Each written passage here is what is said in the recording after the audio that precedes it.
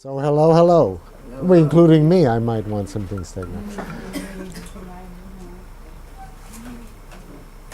So I plan to start right in and talk theory and come back later to what is philosophy and all that sort of, but I can't stand to do it.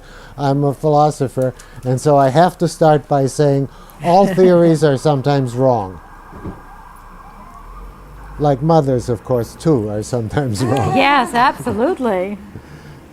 So perhaps one more thing I need to say is, if you really believe a theory, then it's wrong. And we can come back to that. That has to do with how to use theory, what good is it not. And Lynn really said that already. She said, well, if you have many and they conflict, then you're in good shape. You know, if the parents disagree, the child is free. All right. The first point I want to make has a name, and the name of it is interaction is first. Interaction first. So what does that mean? I'll come back to it. The theoretical question is, why does therapy work when it works? And that's the question. Now look what I do.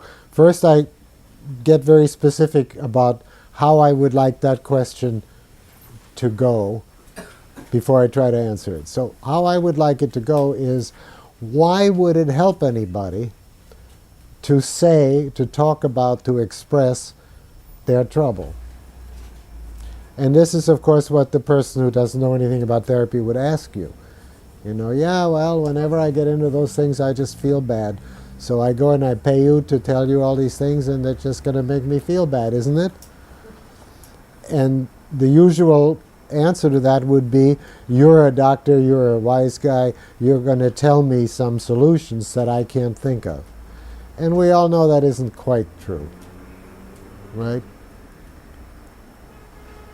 So the question is, if the therapist or the listener, whoever that might be, is not going to give answers to the person's problems, because we don't really know any answers, what is going on such that it sometimes helps to do this, right? It's probably the first question you ever thought of. It can't be a question that you haven't thought about. You know, this person's going to come, they're going to tell me all their troubles, they're going to cry, they're going to complain, they're going to be stuck, and then they're going to say, well, doctor, what do I do? And then I'm not going to know what to do, and there isn't anybody who's ever practiced who hasn't thought about that. And the question theoretically is, well, what is supposed to work here?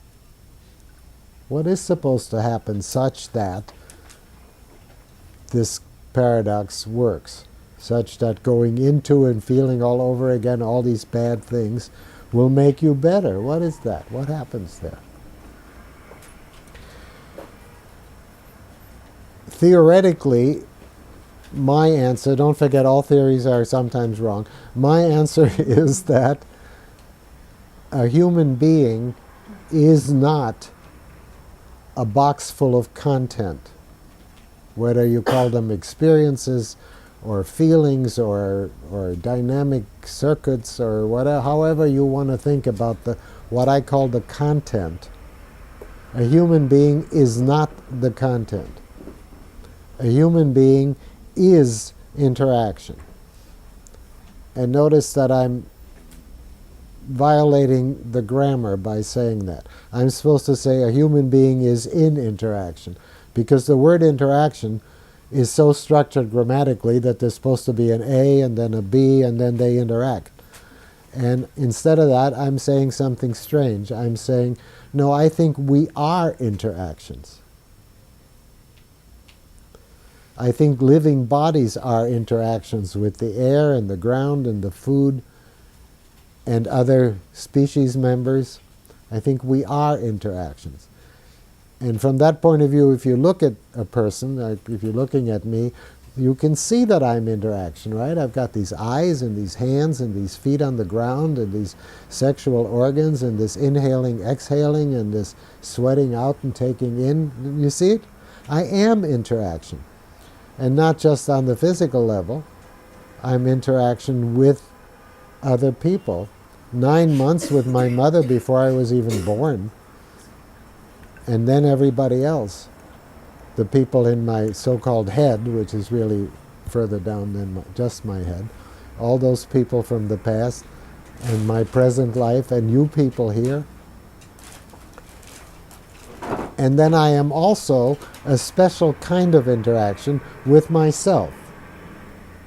So while I'm talking, that's going on more below. But when I stop, right away I talk to myself. I say, do you think you said it? Do you think that made sense to them? Do they look like they're,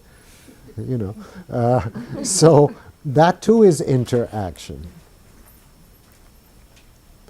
Now, when I think of a person as being interaction, then of course it makes sense that in interacting with a new person, they're going to be different, right? Now, they taught us that we're supposed to be an integrated individual and that it's really too bad that we're so different with different people. But I don't think anybody ever got past there. If you sense yourself in different relationships, how different you are with different people. And what different things they would say about you, too, from that difference. It isn't so much that different friends of mine have different perspectives. I'm different with them. They're all telling you more or less some mix of the truth and their own, of course. So my job then as a therapist is to be the kind of interaction that we would expect to make the person better. Do you follow me? Now the puzzle, the paradox is solved. We understand now that it isn't that the person is going to lay out all their bad things and as a result of that they'll be better. Rather, the person is going to lay out all their bad things to me, or with me, or at me.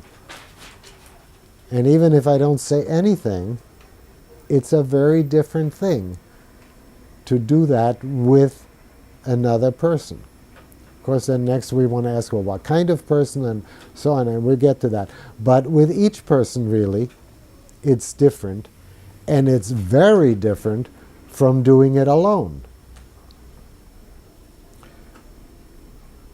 In the first way of saying it, it seems like a puzzle. A person's going to say the same thing to you that they've said to themselves, and then they'll pay you and go home. And what is that? But actually, the content is not the person. The content is different even if it sounds the same.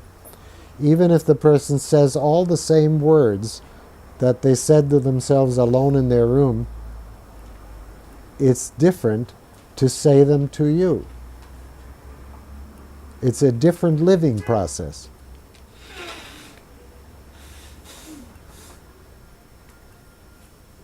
And that's where the possibility of change exists. And you all know that, but theoretically speaking, I'm doing something important.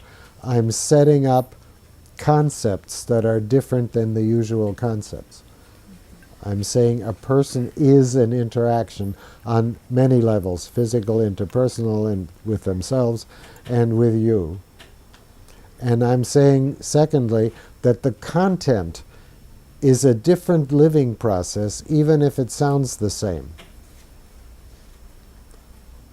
And being myself a focusing person and having focusing partnerships, I have at least, I can't get along with less than 2 of them. A focusing partnership, you probably know, is a certain time on the phone when we share time. And I get 25 minutes and she gets 25 minutes. And that usually comes, for me, rather later in the day, so that I've already done my own focusing by myself. And I do pretty well because focusing is also an interaction. And so when I do that, something different happens and I get further. If I start in a bad place, I dig myself out. I get better.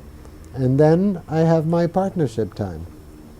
And so as a research person, I brag about this mysteriously. I say I have a wonderful, ideal research project because I have a research subject who's willing to go to 5,000 trials, which you never can find somebody willing to do otherwise, you know, and is also controlled. So it's the same person on the same day, in the same temperature, with the same diet, in the same season. Everything is the same, except that first I have him do it alone, and with focusing even, he knows, and then I have him do it in the partnership, and he practically always, not always, but practically always gets further in the partnership because it's a different way of being alive with the same thing, and things become possible there that weren't possible when I did it alone. And you all know this. But theoretically, it's important to say that from your practice, you know that human beings really are not the stuff that most theories tell you. I don't care whether it's Freudian dynamics or Jungian archetypes or behavior circuits or what in the world ever you think a person is, they're not that. Now what I say they are, well, they're also not that because it's a theory. I'm saying their interaction. And why is that valuable? Because then I can say next something that again changes how we think about it. I'm saying the same content is a totally different living process, a totally different physiological process. You can measure it if you that way if you want to. A totally different process of being alive, even though it can, at least at the beginning, have the very same words, the very same context, the very same feelings, if you want, so-called.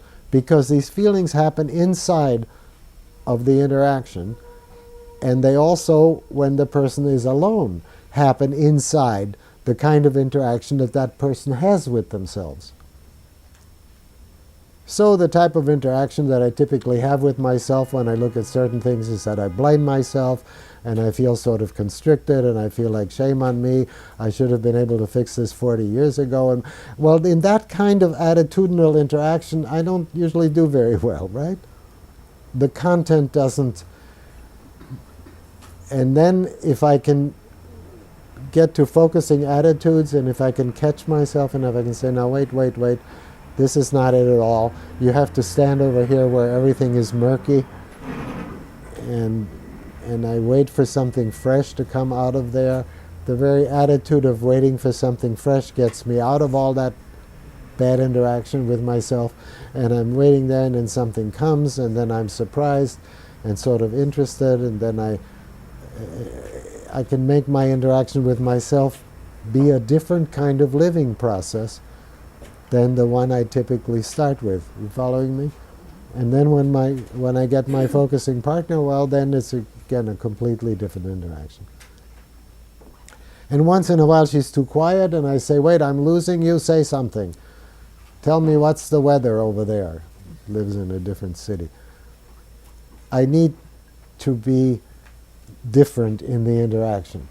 And I have a tendency, if I don't hear back and forth, I have a tendency to get autistic again, like there's nobody there. On the other hand, if she says too much about the content, then we have what I call transference, which is that I get mad, or I get upset, or I get stuck, or I do something or other, and then we have to work on that side of it. Go in and see what happened there to me. So I don't want her to say much, but I need her to say something pretty regularly so that I don't lose track. All this is familiar to you, I know. But theoretically, my 2 points might not be so familiar. A human being is an interaction, not the content. Secondly, the same content is a completely different physiological and psychological and personal and electrical and every other thing we are living process, a different living process. Because it is a different interaction. So, for example, in recent years it's become understood that just repeating your trauma is re-traumatizing. Now, not everybody knows this yet, but A lot of people are nodding. It's necessary to be sure, if we're going to relive the trauma, that we're reliving it in a wider, thicker present as a wider, thicker present interaction. That's when it's going to heal. If it's just repeating and there is no relational thickness, then it's re-traumatizing. That's the same point which I'm theoretically explaining. Okay? And incidentally, I'm saying, what is theory good for? Well, theory is very good, what you said too, to support you in what you're doing. But what marks theory for me is that when I lay it out in front of me in these terms, then I get to say, oh, that explains it. And that's what I'm trying to say. You know this, but I'm explaining it. And that has a certain value. In fact, it has 5 or 6 values, because then you can go on from there and you can explain other things and you can do things and build things in the world. Theory is very precious. I'm explaining it. At the same time, I've said all theories are at least partly wrong. So the very experience of explaining, you need to have with you, yeah, but probably doesn't explain everything. Or probably the minute I have another thought or two, I'll see that it didn't explain that, or something like that. But the explaining is valuable. And this is good for me to emphasize. If you're looking for me to tell you something new about practice, I'm not doing that. I know you know this, what I said. But I'm explaining what you already knew. I'm explaining it by saying human beings are interaction, and furthermore, the same content as a different interaction is a different happening. It's a different existence. It's a different life happening. And therefore, a person can change when they are being a new interaction. Now I'm going to make a third point. I'm going to say, when two people are interacting in a room together, or otherwise, there is only one interaction, even though there are two people. Because the interaction is first. And the people can be derived from the interaction.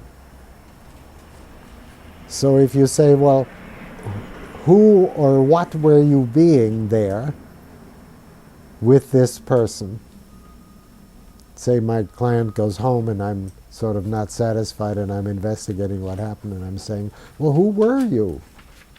And what were you? I was whatever I was in that interaction, and so was my client.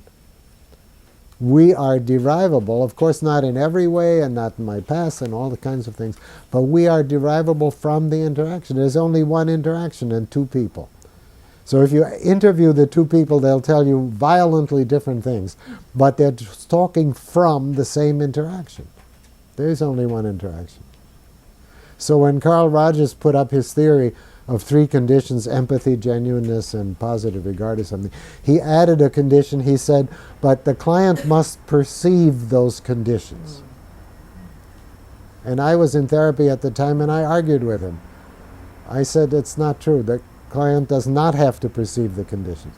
The client can be absolutely clear that the therapist is not positive about the client and does not care about him and is not genuine, and still the therapy will work if the therapist is actually positively attuned and genuine and empathetic. And at that time, I didn't have the theory. I only had, but it took me 1.5 years before I ever perceived these conditions. How did I get there in my therapy? I was absolutely sure that this nice middle-class, mid-century, lovely man couldn't possibly understand me, this monstrous thing that I was. So if you'd interviewed me then, I would have said, no, none of these conditions obtain. In retrospect, I know they were there. There has to be a way for somebody to get from to, right? I'm saying the interaction is much more basic than the perception that the two people have of each other. If you want to know what the interaction is, you have to sense it. You have to feel it. You have to say to yourself, what's going on with me here now? Then you can feel it. And then if it's unsound, you can find where it's unsound. Oh, I'm getting all tight, or oh, I'm withdrawing, or oh, I wish I weren't here. Or, well, that's not the kind of interaction that's going to help anybody. Oh, so well, why do you wish you weren't here? You know, what's happening? Oh, you're scared. Oh, this or that. And we all do that again. And that's interacting with ourselves to get whole so we can. So I'm asserting that if you can make the kind of interaction that's going on the kind from which you can expect that somebody would be better, then you're doing the job.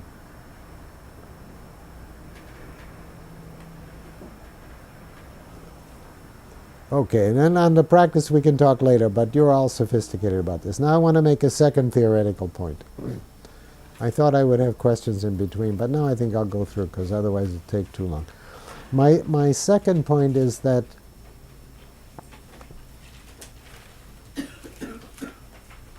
experience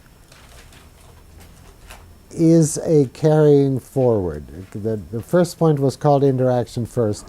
My second point is called carrying forward. Now, carrying forward is a theoretical term that I made up, which turns out to be extremely useful. Almost everybody that ever hears it starts using it, because almost everything in life is neither the same, nor exactly different. Most things have to do with carrying forward and how the carrying forward works. I use carrying forward for when life moves forward. So if I say to myself, well, and this is what I am doing, I say to myself, okay, you wanted to tell them about carrying forward. Now, did you do that? Then I get a distinct sense that yes, as far as you've gone, it carries forward it carries your feeling about carrying forward. Do you follow me? It's like I started to talk, and when we speak, except in very rare times when we write out what we're going to say, when we speak directly from the body. Have you noticed that? You open your mouth and the words come out, and if they don't come, you're stuck, because we speak directly. So I'm speaking directly from my sense that, oh, I'm going to tell them about carrying forward. You know, I've done this many times before, so I'm pretty I can rely on it. Something will come. But then when I hear myself say it, then I say, well, do you think you told them? And it says, up to here it's okay, but the point isn't through yet. Okay, so I come back and I say, all right, now the point, but see, I don't know what's coming. I have to let it come. The point is that what will carry something forward that you feel or think or are or live, what will carry it forward is not really known in advance. And since we know a lot about ourselves, we often think we do know. So for instance, last week, one of my clients said, I'm afraid to call him. She wants a date with him, but he didn't call her back. I'm afraid to call him, and I don't know why. Because, you know, I say to myself, well, what would you lose if you called him? And of course, it's true. She wouldn't lose anything if she called him. But I said, well, that's what you and I think, because I do too. I always put myself in there, if it's true. I said, well, you and I think that you wouldn't lose anything if you called them. But let's use the same phrase quietly and come here and say again, what would you lose if you called him? And then it didn't take very long, and she said, it would hurt my pride. That's the difference. To say you wouldn't lose anything does not carry forward. It looks like it would. You know, it's a reasonable thing. It's like, look here, you know, you're betting $1, you're going to get $1 back. You don't lose anything. Come on, let's go. No, down here it's different. Carrying forward, and again, you know this, but I'm giving you a concept for it. You know when you say something back to your client that you've carried them forward. Or when you say something to your client and then you know that you didn't, right? Now you can still be right, you can try again, you can say it 3 times, but if it never carries forward, don't. Instead of that, say, well, what do you have there where I'm pointing? Because so often we say very useful, very good things to people, and they're totally useless and wrong because we don't invite them to go there where we're pointing and say, well, what do you have there? Because what is always there is a texture with, or whatever you want to call it, a massive experience, an ongoing living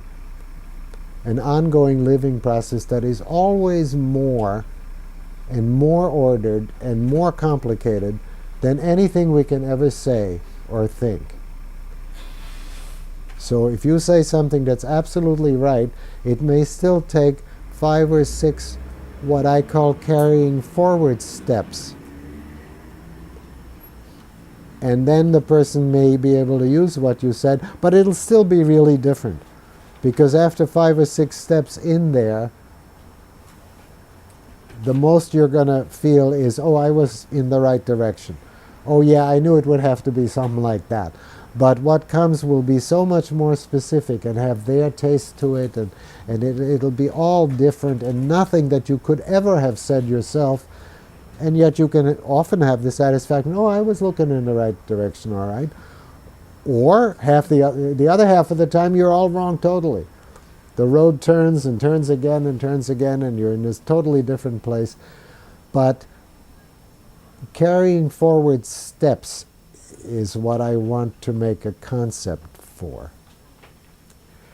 And these are life process steps. Carrying forward is life moving forward. And you can feel that. It's like exhaling when you're holding your breath, or it's like inhaling when you haven't breathed. It's like eating when you're hungry. It's like going to the bathroom when you need to. It has a continuity to it that you don't make up. And we all know this. Everyone knows this. But in the territory of situations and other people and ourselves and all our trouble, there we don't seem to know this, you know. Nobody ever says to themselves, well, this is healthy food, so I think today I'll just eat instead of going to the bathroom. It doesn't occur to anybody. Because we know that this carries forward this way and that carries forward that way. And, right? Okay, now there are many subtleties to look in there from but you know all this. I am making a theoretical concept to say life is not just static, it carries forward. And when it gets stuck, it wants to carry forward. I call it implies a carrying forward step that hasn't happened yet. And maybe it'll never happen, but it pushes for it, wants it, implies it, hints it. It makes you all kinds of messes because it needs some kind of carrying forward there, and that hasn't come. And so, because when I'm focusing with myself, I get to a certain place, I'm all clear, okay, now I can work, goodbye. But my time with my partner is 25 minutes, and I get there in 10 minutes. What am I going to do with all this time? And it always makes me laugh. It's like, well, that's the biggest function of a therapist, is to keep the person stuck there for the whole 50 minutes when they would otherwise go away, you know.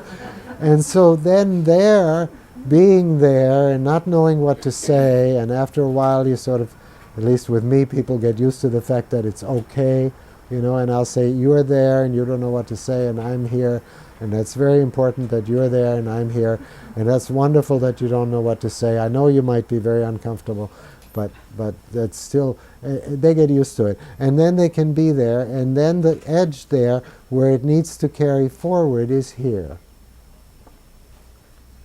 And they speak from there, and they get stuck. And then I very often make my wonderful suggestion or proposal or whatever it is, which comes from good experience, and I know it's a real thing, and once in a while things actually move from it. Usually their face tightens up and I say, well, yeah, that's what I think, but what do you actually have there? And then we make room for that, and it breathes, and then these carrying forward steps come.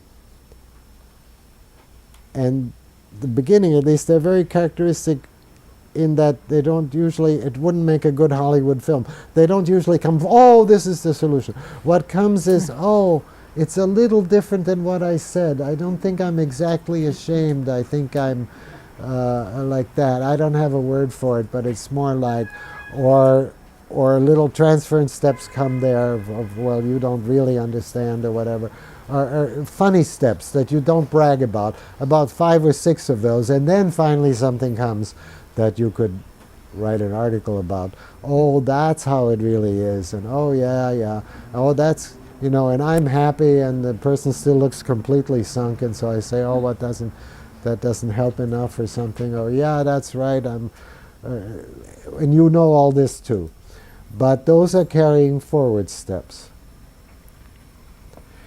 And so what is a person? A person is in interaction on many levels, and a person is a carrying forward process, a life process. And that's what life is. And everything I'm saying about carrying forward applies to dogs and cats and horses and plants, and every living thing carries itself forward, and if it gets stuck, it's right there. And if you can water the damn plant within 3 months, it'll still come, you know, because it's right there, it's ready to go. And that's what human organisms are. And my third theoretical point is what I call implicit intricacy. And some people have to have Latin terms for these things. So, right, so these are very important because nobody believes you in the theoretical world unless you have arcane terms. So please learn carrying forward and implicit intricacy and interaction first. Because those words right away don't make any sense, so people can say, what is that? But again, you know that, and there may be something I have to add a little there, but the living process, the experiencing process, is, even in plants and animals, is an implicit intricacy, which is to say that anything we say or think about it, any scientific theory about it, any theory, anything we ever say, is wrong if you think that that's what it is. If you think that it may be helpful to think about it this way, then the theory can be right and can help a lot. If you think that living is actually made up out of these verbal conceptual units, then you're wrong before you ever even start to say what the theory is. Are you following me? Well, you all know that too, because you've all experienced with yourself and other people that sometimes the theory is really wonderful and it helps, and then the next minute it's all wrong, and because life is not made up of theoretical units. It's not made up of any units, actually. It's a carrying forward interaction. And so it's always implicitly more intricate, implicitly more complex, implicitly more interesting. Sometimes I beg my client, let's be interested in you. You know, I know the situation is urgent. I know you've got to stop this and you have to find another way. I understand, but let's be interested in you too, at least. You know, so that we can have some joy in finding how interesting and intricate and complicated and unexpected and surprising and unpredictable this really is once it opens up. And then I don't think I would say all that to a client, but maybe I would. But I hope that we can be interested in it, because even though right now it looks exactly like type A, diagnostic, this and that, if it's going to be allowed to breathe, within 5 minutes it's going to be different. It's going to be more complicated. It's going to be, yeah, that's true, but, and it's going to have all these shades and all, and you know all that. I call that an implicit intricacy. If you theoretically assert that that's what human beings are, That's what pathology is, that's what all the dynamics are, that's what the archetypes are, that's what the behavior circuits, I don't care what you name it, underneath it's an implicit intricacy. And if you theoretically assert this, then all your practice will have a support to it. This way, most people have a theory here, then when they go to practice, if you tape record them, there's hardly any relationship.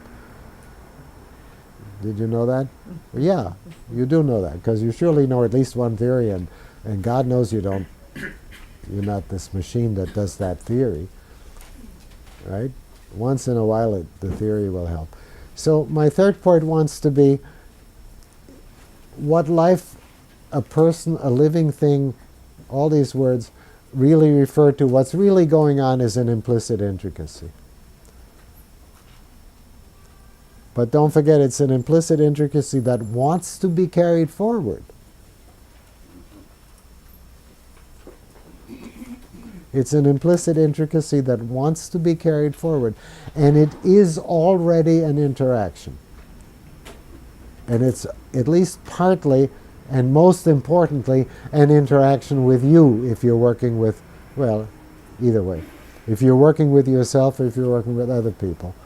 You need to look at what is the interaction that's going on. How am I treating myself if you're working on something? Who is this person focusing? This spider in the middle of this spider web focusing. I say, well, wait a minute. That's not going to get me any different.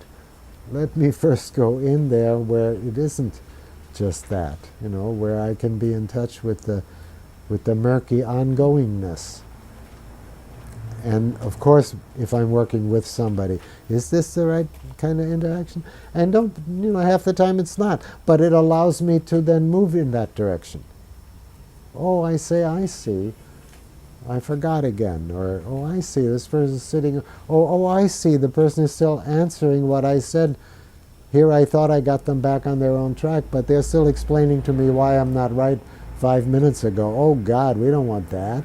We don't want my person spending all that time answering something that I already know wasn't helpful. So then I come back and I say, now wait, that you're still answering me. I know that wasn't right. What do you actually have there? Or I may think the interaction is important to say, you're still telling me I was wrong, and I know I was, All right. Because so often it's more important for my client to get strong than to find out whatever it is, So if they're giving me a hard time, that's joyful, because they're getting strong, And, they may give me a hard time that at first I feel terrible. So I used to call this the oof-oh phenomenon. When the client first attacks you, you say, and then you slowly recover and come out of it and you say, oh, my client is getting stronger. I must be doing something right. And then you can respond. And the fact that you first oof, well, that's fine. That's your private. That's okay. So those are my 3 points. My 3 points are interaction first, that's what we really are on all these levels. And secondly, that we're a carrying forward process. Life wants to move forward. And you can rely there on that's why positive steps come. That's why they come. I'm explaining why they come. They come because life is like that. Life is a forward-moving, living process. So you cut yourself and you clean it, you put disinfectant on it, you put a bandage on it, but it heals. In there are all these weird little implicitly intricate capillaries, and it knows how to hook the right capillary up to the right capillary and make a new one and do all that. We don't know how to do that. It does that. We might have to hold it together so it can do that, or we might have to clean it at least, or whatever. But living things tend to stay alive. So this is opposed to an abstract principle of self-preservation or something. But no, it's not an abstract principle. It's what is actually happening. You're actually inhaling and exhaling. When the pressure on your butt gets too bad with these bad chairs, you shift a little so the blood can go. That's all happening without you even paying attention to it. So that's what life is. And that's why when we provide a certain kind of interaction, the person gets different in the interaction, but not just different. My second point is they get better. Life can move again. And we can then use this framework to put details in there. We can say, now with most, we don't know where exactly the person is stuck, but if we can provide a certain kind of interaction, it will exactly provide the carrying forward, even though we don't know what it is. Because it's a life carrying forward interaction. It's a, oh, I see you, and that's good, and oh, and then if I make words for it, they won't be right. But you know all that. Okay, now I think all I want to add to that is, that was theory. Can I ask for Yes. a little bit more explicit comments about what's individual about humans? Because isn't that interesting? And that's what I wrote down to do, and then I didn't get to it. Really, really. I wanted to say, and I did plan to say it because I prefaced it by saying, well, on this one I think I have a little something to add that isn't in most, at least, of the theories. And that is that the implicit intricacy is really, really different in each person. And some people have always said that, of course. Each person is a completely irreplaceable take on the universe, or whatever you want to call that whole thing. And when they're gone, that's gone. And you can get somebody better, smarter, bigger, anything. But that one you can't get back. Each person is a completely different take. And so when you make concepts, what? Snowflake. Yeah. Well, even snowflakes, I think every 10 billion, I'm not sure. I'm not sure what the statistics is. But each person is a snowflake, absolutely, like that. And you're not going to find another one like that. And that means you are one of those. Which means that if you make well, see, now I'm in philosophy. If you make concepts from down there, you're going to tell us things that nobody else can. And nobody else will. But that starts with where things are unclear. If you just take my concepts and all the other concepts you know and rearrange them, that we have all that in the library. You would have to go to where you have some living that hasn't spoken. If you speak from there, because we're each completely different, and yet we're all interhumanly social, so that what you are living there is completely different. But if you speak from there, then we can all relate to it. And so the more autistic something is, I always say, the more private and autistic and unspeakable and having that soggy quality, that's you-ness, the further down there it is, the more meaningful it's going to be when you can speak from it. Because it'll be further away from all the jabber that we have anyway. Okay. That individuality is so interesting, because if somebody comes and sits down, you can know that that's what you have there. And they may not say anything interesting, they may say only trite things, but they're one of those, if you can get them speaking from there, right? Now that degree of individual irreplaceableness, many theories don't have. But it's not new with me. I mean, you can find. Did I do it? Yes, oh, yes, all thank right. you. Carried forward her We were feeling. looking forward to that in our FOT program. Oh, good. Yes, you did. Oh, good. Okay. So now we could have some comments, some questions, some. Yes. I just want to say that throughout your entire talk, I have heard the most cosmic laughter. And I am so You've heard the most. cosmic laughter. Oh, yes. I am so delighted.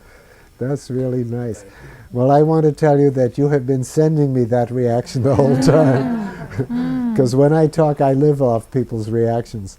And It's an interaction first. Yes, sure, sure. It's not just what you say, but There's been Absolutely. yes. So that's very, very fun. That, yes, yes, You, when you were referring to trauma, that yes, bringing the trauma forward is traumatic, yes, and you were saying that the relationship has to be thickened yes. to make it something other than a re-traumatization. Yes. What do you mean by the thickening of the relationship? Well, of course, that's surely the right question. Well, from the inside of the client, I know the difference right away because I have what I described in my partnership is like that. I got to a certain point in my own focusing, and now I have my partner. And so I start to say the same thing. It doesn't come out the same. If it does, something's wrong. Then I go see. And it's almost that quick with this particular partner. But let's say a more ordinary, it would be if I'm into it a ways, and then I see that, oh, I'm just talking to myself again. That feels different. Okay, now that's not answering her question. I'm just starting by saying one place I do know the difference is from the inside as a client. I know the difference. And I knew it as a client when I began. They were talking about the relationship and all this stuff, and I would, in talking about your therapist, they were measuring what people were saying about, and I was much too shy to ever talk to my therapist about him. I would never have said, are you married, or how old are you, or what do you think, or I couldn't even call him by his name. I never would. So when they measured what clients said about therapists and they said that's the relationship, then I had a great idea as a graduate student. I had a great idea, which is let's not measure, well, they measured that anyway, but instead of measuring that, let's ask, are you different here than you are in the rest of your life? Because I would walk in the door and be different. Okay, now how the hell do you know this from the therapist side? Is what you're really asking. Is not so simple. But I can feel when a person is losing me. I can feel when I'm here, even though I have clients who stare down all the time, sort of steadily, and yet I know I'm there. There is a kind of living, I'm telling you about it quality to it. Somehow there is a way that, and that there I'm never totally sure from that side, but there is and then of course you get, when a person cries, I often want to know, have you cried about this before? Because so often they don't cry alone, they cry here. So I'm explaining the kind of thing that answers it. I don't think I know a sure way.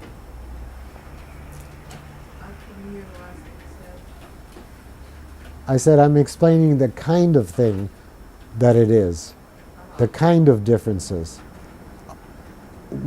Sometimes I really know as a therapist, when this person comes, they're alive here with me in a way that they are not elsewhere. And sometimes I don't know.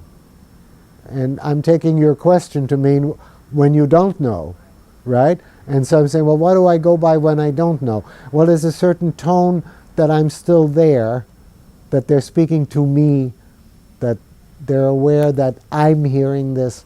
They're giving me reactions of, oh, you didn't understand this exactly, now I have to tell you again, or, oh, I forgot to tell you, or I'm present. And so I wouldn't let somebody be alone with me very long if they're repeating an old horror place. Oh, that's another. See, I wasn't conscious of that, but that's also what I do. I make sure too. Like I leave people sit quietly when they go down there. But if I think they're reinstancing, then I say something. I say, well, what's it like there? Or can you feel okay about this? Or can we welcome it? That's another big thing. If you can welcome it, then you're the person that's welcoming it as well as what you're welcoming. Did you know that one? That's another one. You all know this one, but theoretically it's important to say. Or there's an adult and there's the child. Can we care for the child, I will often say. And I say we because I don't want to give somebody an impossible job to do. Go take care of your child. I'm saying you and I can care for the child. Now if that takes, by which I mean if the person looks at me totally puzzled and says, what the hell are you saying? Or, oh no, I hate the child or whatever, then it didn't take. But if it takes, then we're okay. So all of that is not really answering hard and fast that I know, but right? So if a person were going through a reliving, I would interrupt. Oh, that's another thing. So many of my trainees are lovely, shy, sweet, gentle people. And so every year when I was doing the practicum, I had to say, now this week, interrupt everybody, all the time. You know, everywhere if you have a chance, you know, your family and the other students, anybody, until you get able to interrupt. And then we'll go see exactly where you should ideally interrupt. Because it's very important to be able to interrupt. And you might get shy and not interrupt. But you don't interrupt by saying, oh God, you're doing something bad, anything like that. You interrupt by saying, how is that for you now? Or I want to be with you, or any damn thing. Sometimes you can just cough when you don't need to, and it'll bring you back in. Thank you. That's just the right question for that. You were saying something about can we welcome it, and then there was something. Yes, yes. Where you have this, for example, very often happens there's this great tension, pressure or something like that. And I say, well, I know this sounds funny, but can we be glad it's here? It's going to talk to us.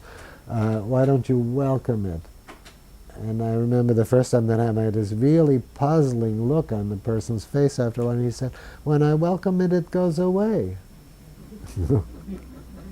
But it doesn't always go away, but it opens or it loosens or something comes from it. Like saying hello. And yeah, exactly. And welcoming does not mean agreeing with it or accepting. Accepting it is always too passive for me. I don't use that word. It's knowing that if we give it room, it'll breathe and then it'll carry forward. You don't have to accept something you don't like. But you may use the word better than I do. No, I'm not against the word. Just, it's not a passive resignation. It's a welcoming, oh, this is where the trouble is, you know, and so here it can talk to me. I'd like to say something here about when we come from this understanding of one interaction and two people, Yes. then it helps us to know that we're a team, that there's a team here. So if the patient can't welcome something, the patient Yes. doesn't have to, because Yes. I can welcome it. And Yes, that's often I don't use that word because then that puts the patient off if they're hating something. Which and I say, word? Welcome. Oh yeah, The right. welcome word. Right. But I might say, oh, I really want to hear about that. Yes. Or yes, I'm glad that's coming up right now. Yes, Or yes, something yes. that is showing that that there's somebody on this team that can receive it. Right, and I want to hear about it, you said. Yeah. That's really important. I want to, but then of course you adjust, and you know this too, but I'll say it anyway. You adjust everything right after you say it. It's, the psychoanalytic rule was, when in doubt, keep your mouth shut. Well, my rule is, when in doubt, say it, and then fix it. Right. Because you're probably saying something wrong. But in listening to the client trying to tell you where it was wrong, the whole thing moves forward. So she says, I want to hear from that. 9 times out of 10, I think that's great. Oh, you. Oh, somebody's here wants to. Oh, well, if you want, without words, it just comes. Oh, you want to hear about that. But the 10th time, somebody's going to say, oh, I have to talk don't about control this. me or something. Right. And you see it on the face. You don't know what it is, but it's something like, And then, of course, you can fix that right away. You can say, well, that doesn't mean you have to tell me or whatever, right? And then that can be wrong too. Then I say, well, what is wrong there? And then the person often says to me, well, I don't want you to go away either, you know. I don't want you to push on me, but I don't want you to go away either. Oh, yeah, I get it. You don't want me to, yeah. Well, I'm hearing inside of what you're saying that I have to be able to, let's say I'm in the client's position, I have to be able to believe you're welcome, which in part is the fact that I may or may not be able to believe it. You, the client, may have Yes, to as a believe it? client, but also, sometimes I hear those words, like when welcoming puts me off because I don't believe the person who's saying it to me really is welcoming it. They're saying something formulaic. Yes. And so it sounds Yes. to me like I need, Yeah. as a therapist, I would need to come out of my own complexity, Yes. accept the other's complexity. Oh, as a absolutely. real sense. Absolutely. Sort of my own complexity is sitting there, and every once in a while it shoots up some message. But it's open. But what I'm paying attention to is the client's complexity. Clearly, just as you're saying. And so no formula works with everybody. And then it's sort of interesting again and fascinating how something that's always right turns out to be wrong here now. Or like focusing instructions, you know. I love the person who said to me, I don't like it when you tell me what to do inside myself. Right? That's where I learned both of these steps, because that totally knocks out focusing invitations, right? It's sort of like totally. And I said, oh yeah, I see. All right. I said, I won't do it at least for a while. And then she said, but don't take your, I don't know how she said it, but the message was don't go away, you know. You just went away. I didn't want you to go away. So then I had this subtle thing. Yeah, right. So we're paying attention to there, but yet through here or something. Right? Like if somebody heard one statement from your client or read it in the transcript and said, what did she mean when she said this sentence? I would hope that you wouldn't be ready to say what she meant, because it would be all embedded in this oh sure, I understand, or don't, or why this or that. So it would take you a few minutes to dig out of there and tell the person what this sentence means, because you hear it into your what you're bringing, right? Which is what you've understood up to now. Okay, now you were trying to help me make the point that theory can help by saying, oh yeah, you were saying the interaction, there's only one interaction, which means that I trust the interaction. I don't mind if the client does not perceive. Oh, somebody did say that here, right? Do you say it? The client has to perceive your... I don't think so. Yes. I said it about Rogers, but you sounded like you said it, but you didn't mean that. I mean, I have to believe you. Oh, believe you. No, you don't have to believe me. I have to make sure that I am actually welcoming your disbelief. See? That this moment doesn't turn backwards. That, as you said very well, that I'm demanding from you something that you haven't got. That's not a good interaction. We all had those. We don't like those. Oh, I see. Yeah, well, that makes sense to me. Why should you believe it? You know, you've got a lot of experience. But I'm perfectly clear that I'm welcoming him. That's what counts. That's the interaction, right? And so he tells me I'm an idiot. Well, isn't that interesting? Yeah, I see where you got that. I see. I sounded like an idiot to you when I said, well, I don't think I was, but yeah, I see. I need to be welcoming. Then it'll take care of itself that he doesn't believe it. And of course, it's a little tricky to welcome the negative, but that's what we all need to do. One interaction, I'm saying, comes in other... Yeah, more questions, comment. Tell me something. Tell me something that... Yes. Life wants to carry forward. Yes. Where we're stuck is where that happened. We say again? Where we are stuck is where that's Yes. Does that ever evidence as a wish to self-destruct? I mean, is that a quality of stuckness that then occurs, or does carrying forward itself ever, I mean, as cellularly? Oh, happens, yeah. like- Oh, sure. Everything that we call bad has its life forwarding desire twisted around. It's sort of like a little later it'll be, oh, that's well, what shall I say? I must know 20 different things that a desire to kill myself might be. And then when I have this person, it's going to be the 21st. It's going to be something else. So going back, I'm saying, oh, there was the person who, when they focused way far down, said, the thing that wants to die is really saying, will you love me? Well, your biological analogies, where we know we have cells that are programmed to self-destruct, for instance, as part of the carrying forward of the life. No, that's a biological theory. Okay, I know well, a guy who studied cancer cells, and he says they're incomplete cells. And they want to complete themselves. And so then I checked this with this is a very close friend of mine, so I checked it with a hotshot guy who's developing something at Sharon Plow. And he said, yes, he said, and we even have something to help them complete, but it only works 73% of the time, and killing those cells works 91% of the time. So the company is not investing in it. And that's the way it is with all these things. You hear about something totally negative, and then if somebody can go in there, that's why I always wish concentration camp guards would come in therapy with me, but they never do, to find out what that is.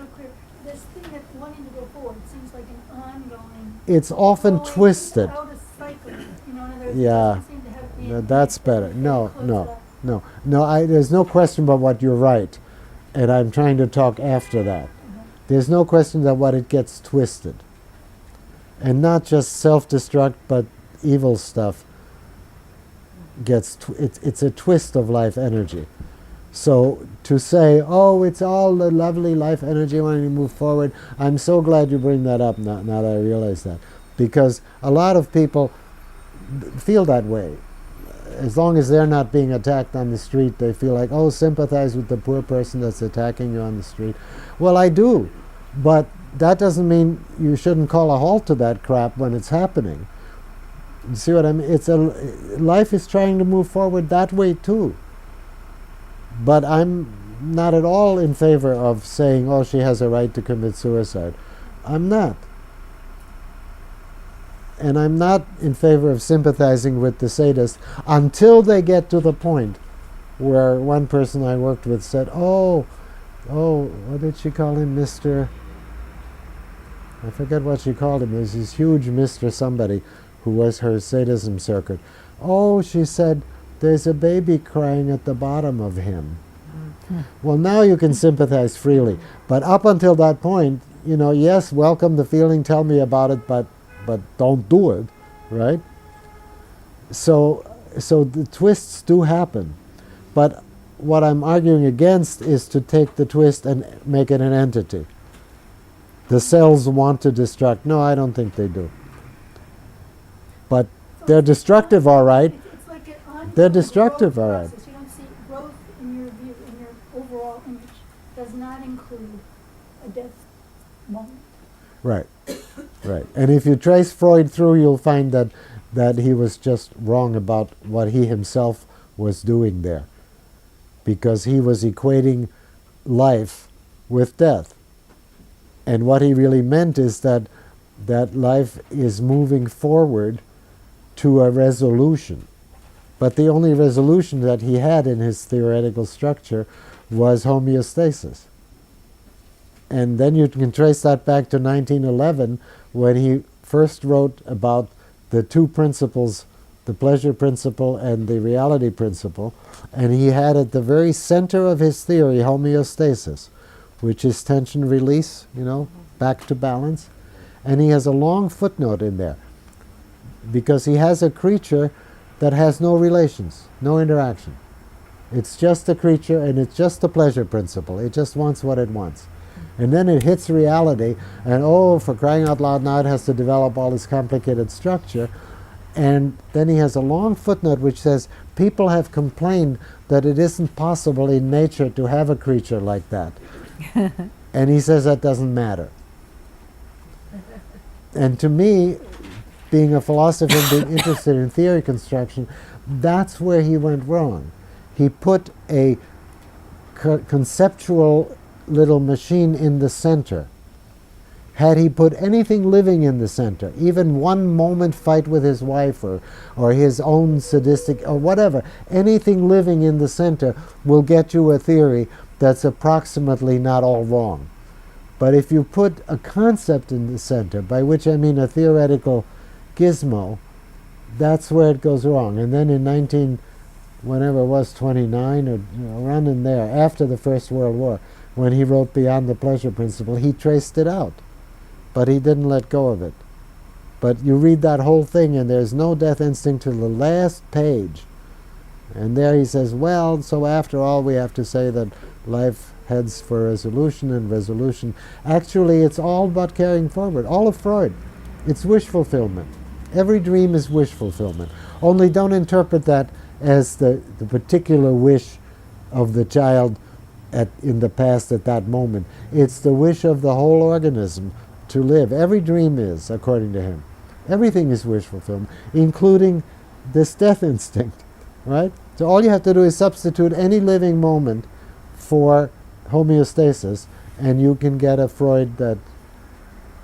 Okay, but back to, I'm denying, and who knows, every theory is partly wrong, I'm denying that there are destructive entities in the life process. And yet I know very well how split people can be and how split I can be and have been. And so I'm not making a pretty sunshine statement. I'm saying the underneath nature of it is life moving forward. That's why therapy works. Otherwise it wouldn't work. You would make your client different, but not better. Yes? Is this like a premise at the basis of your system that life... No, it's my system at the basis of the premise. No, go ahead. Yeah, well, could you say what the difference is? Like, how is it not a premise, and what is it instead? Nice question. It's a lovely question, yes. Okay, so we go to philosophy. Did you say the question? Yeah, the question was, is that a premise? And of course it is. I mean, he's perfectly right. Is that a premise? The premise meaning something you believe that leads to a lot of other things, but it by itself, you can't ground it anywhere. It's where you start, sort of, right? Did I do okay? That would be a premise. And he's, of course, totally right that that thing for me is a premise. But where do I get it? Well, it's still a premise because it doesn't hang from something else. But where do I get it? Well, I get it from living. I get it from experience. I get it from you. I get it from what it is to sit down with somebody. I get it all the time. I get it from every tree and every child and every dog. It's always there. Now, what exceptions it might have, I was granting her right away that, look, this is only a theory. In that sense, you could treat it as a premise by saying Gendlin makes the premise that there's nothing else that vitiates that or undercuts that or destroys that. But that is you and me or something. And that's where I, anyway, as a philosopher would like to point. Concepts are things we make from living. When I criticized Freud, that's what I meant. He should have stuck a piece of living in the center. That's any moment of living is endlessly rich. You just take this moment where you're sitting on your chair, whatever way, and hearing this. If you take this moment, you can make it the center of a theory about everything, and you can keep coming back into it, and it will have more and more and more because it's this implicit intricacy of living. And that thing I know is there. Those that somehow, even though they are in therapy and Yeah, people that do are commit very suicide. empathic and Yes, very there, yes, still commit suicide. yes, And yes, it yes. brings all the questions, so what happens? Absolutely, and I'm glad you brought that up because there are people sitting right in this room who've had that experience. as therapists, and I want to say I know now that there is no such thing as if I had been the way I should have been, the person wouldn't have done that. That is not true. We don't know. And so often, don't you know the other thing where you can behave perfectly as a therapist, and your client is stuck and goes home all upset and comes the next week and says, well, I was talking to my sister and she said this and so, and that opened everything up for me. No? We have to live with that. That's okay. So the same thing is true with this. There's somehow to be human.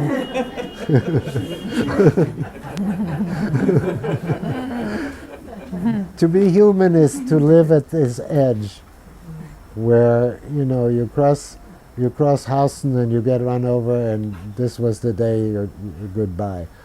To be human is this weird place where if you go a little, you know, we stay where we know what we know, but if you take a couple of steps further down there, it gets windy down there. And that's where the infinity, or whatever the fuck you want to call it, is. And I like some word that doesn't have reverence, but you know, that's where we live, on the edge there with whatever. And in the end, we can't figure it out to say, you know, but I often think, well, any sensible person would have done this, and then everything would have been all right. And I believe that when I look at it. But somehow I'm living at this edge where he didn't know to do the sensible thing, and I don't know why he didn't. And he didn't know to change it, and he didn't know to get somebody to, and I don't know.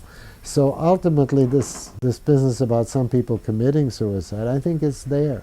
It's like we don't know why enough help didn't come. Does that do anything?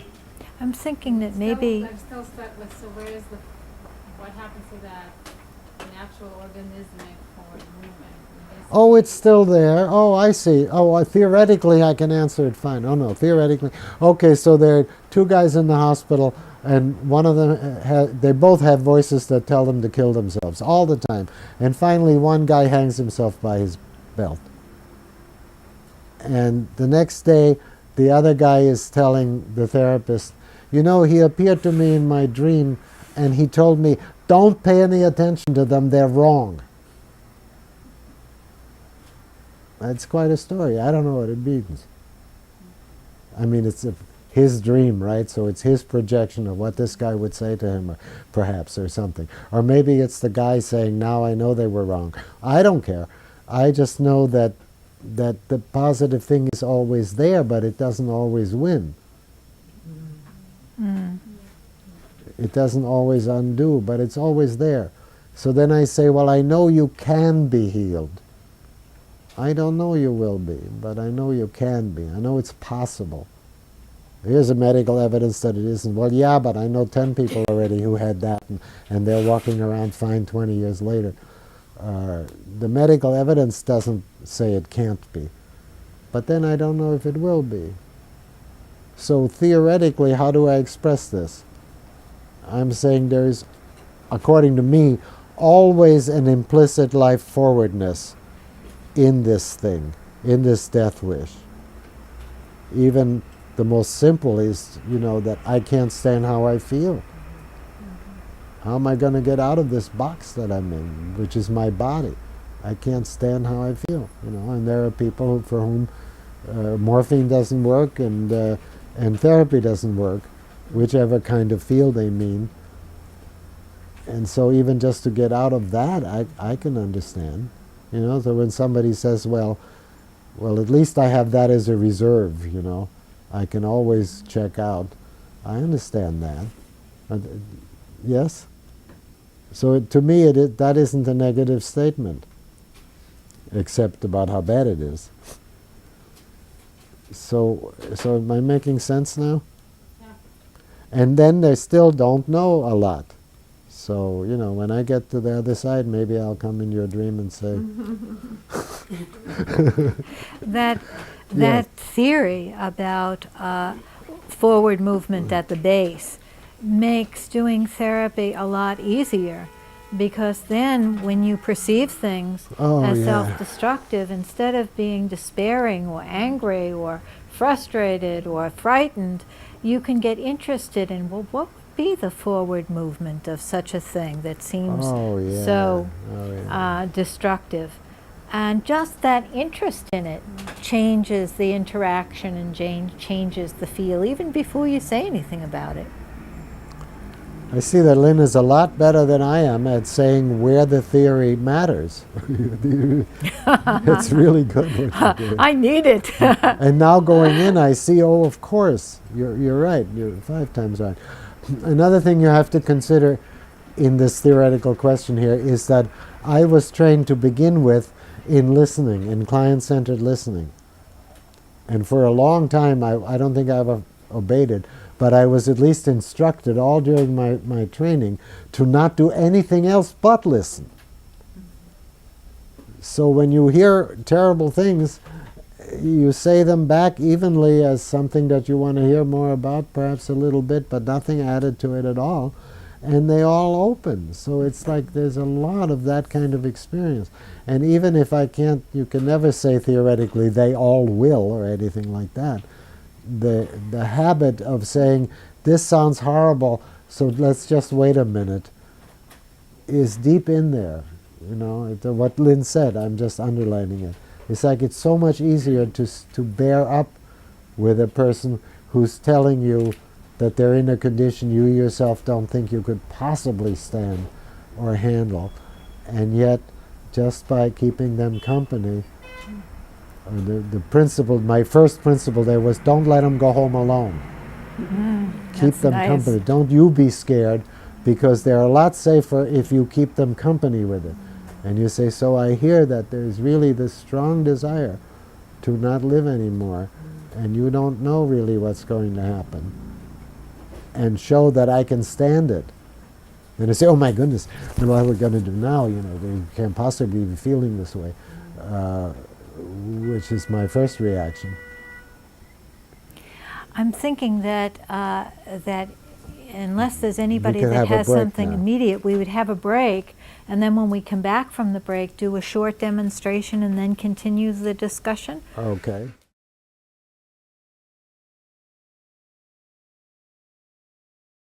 I want to do this if I don't feel it. If you don't feel the loving, but you lose your loving feeling in those moments. Yeah. And I guess there's a wish to be able to hold that love, even if I don't like Yes. behavioral interaction. That the It's loving wouldn't go away, even though you don't like this. Right. Yeah. But it. Not to go to that, to the place that I go to, that's a very, you know, self-righteous, or like, this is wrong, I'm right, or It's a these not things nice need to- place. It's a not good place. Right. You lose your loving, and also where you go is not a happy place. Right.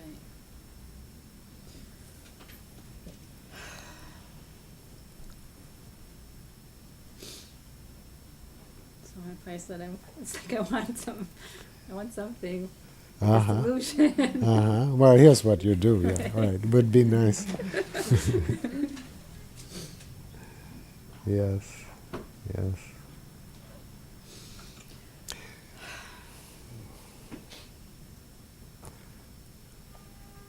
It feels like you won. Somebody, not you, but somebody somewhere wouldn't have to lose their loving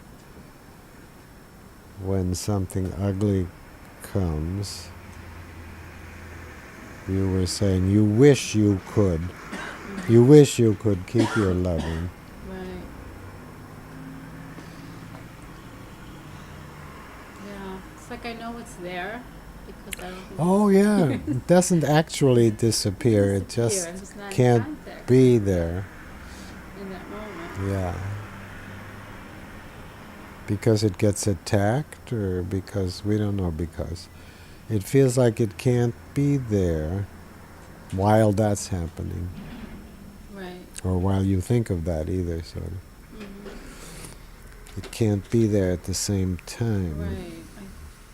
Yeah, what comes is that it feels like a protection by being attacking back or being, It feels unsafe. It needs protecting from that, that. whatever that is. It's like, And it brings ugly places in me where I can be pretty yeah, sure. vicious or unkind. Yes, yes. But it needs, it's a protection. Right. 'Cause I think it's very painful in those moments. Mm-hmm.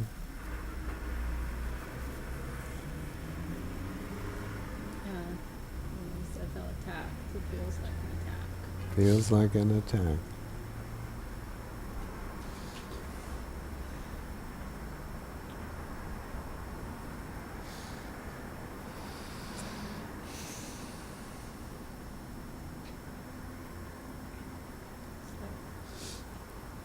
I'll tell you what you did wrong. I can come with a whole list and how. So it doesn't, There he says, my fault. it doesn't know it doesn't know a way of protecting itself that you like. It goes to this counterattack, right? Which is all understandable, but you don't like it. Right.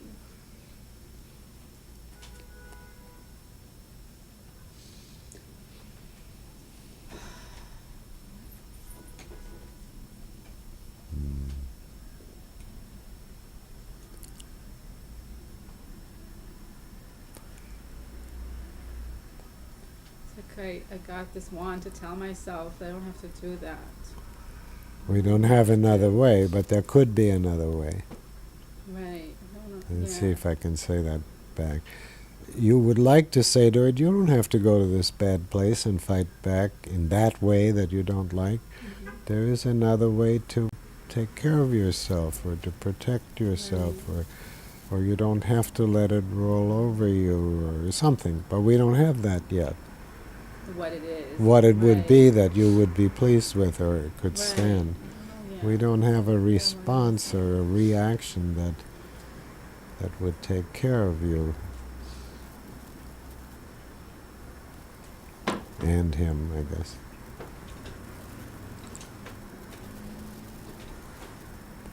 There could be such a thing.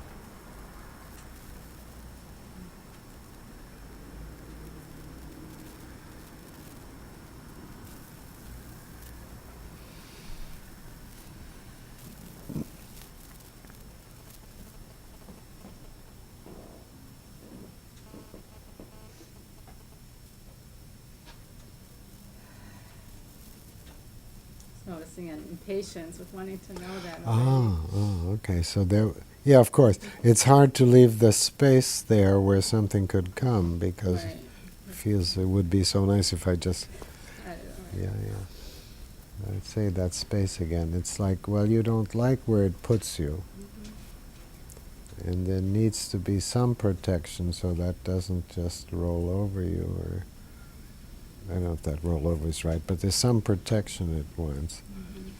And it would be some kind of protective way of taking care of you that wouldn't be the same kind of thing that you don't like. It wouldn't be maybe. Yes, yes, yes. I don't Well- like that. I don't like being in that place. Yes, yes. I just have to ask myself what that might be. That would be a better way Yeah. to protect myself.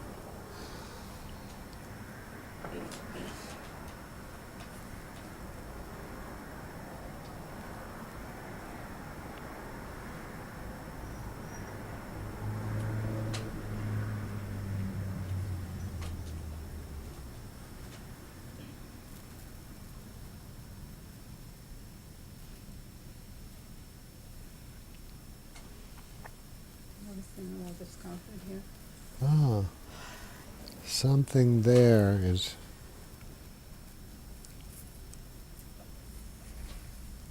It's like a fear that I won't find it. Oh, yeah. The question is too fast, like you're supposed to find somewhere. You're scared you won't find it. I'll just say back what we have is better than a question. You were saying clearly that you don't like what he's doing in those moments, and you don't like what it makes you do back. And you were already in a third position, because you were saying, I don't want to accept this, and I don't like what it does, what it makes me do.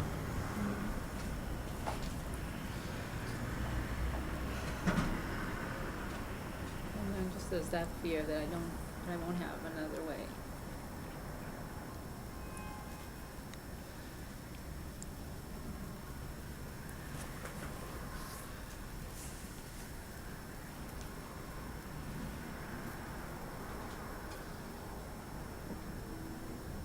I felt like it was another way already, just to say, I don't want to go to this, and I don't accept this, or something. I don't know. I made something out of it, I think. Sounds good. I refuse Just to. for the moment. I refuse to go where it sends me, Right. and I will not say this is okay or something. I don't know. My mind is producing answers Yeah. for you, I think.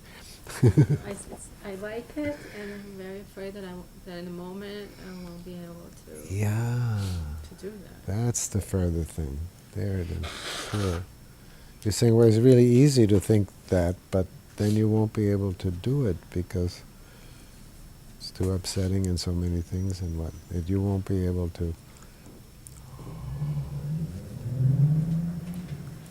I'm just kind of practicing. Like, I don't like this, but I'm not going to do that.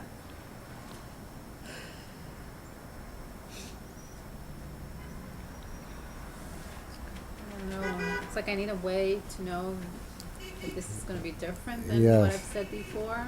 Yes, yes. It wants a way to know that it'll be different. It's afraid it won't be different. Yeah.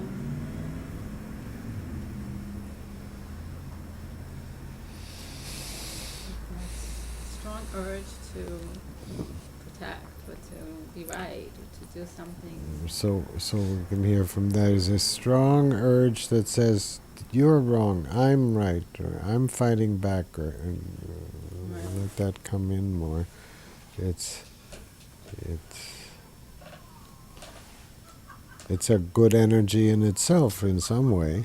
I know you don't like it, but okay, I No, got it. Yeah, because there's a lot of power. I in got it. a smile for Power that. to, Yeah, To be yeah. brighter.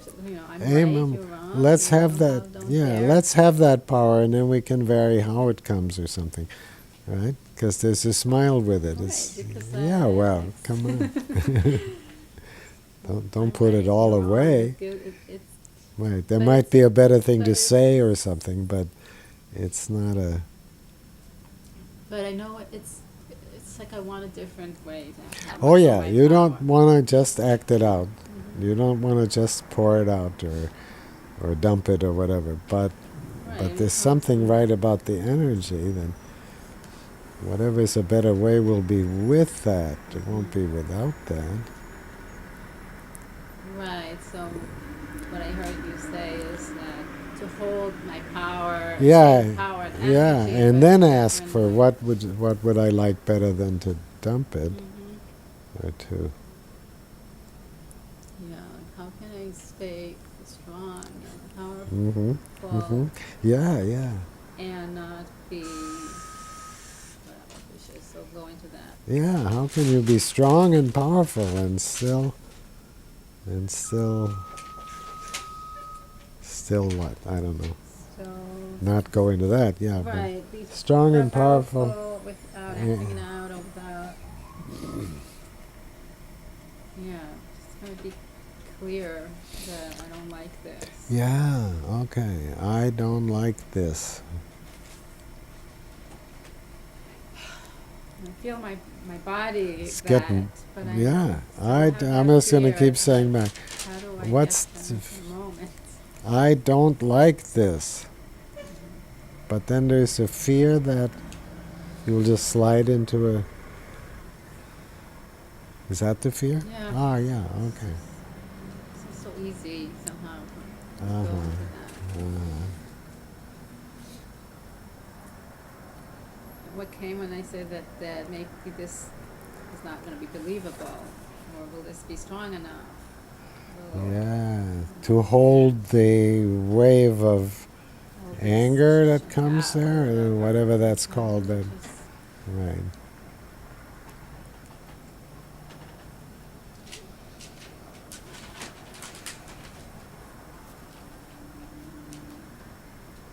Again, this place. It's right there, and it says, no, this isn't enough. This isn't going to enough. work. This is not, Right. I'm not there yet. And what will Something- happen? What's it more? Is it a, what is it? It says we don't have an answer, but what is it? Is it a fear? Is it a too angry? What is down in there? So much anger. at that moment. Yeah, So yeah, hurt, but really, anger. right, really anger, and then hurt and anger sort of. Yeah, it comes with such a sense of being wronged. I think. Yeah, you didn't deserve this. This was wrong. This shouldn't happen. You're being wrongly something, attacked, punished, something.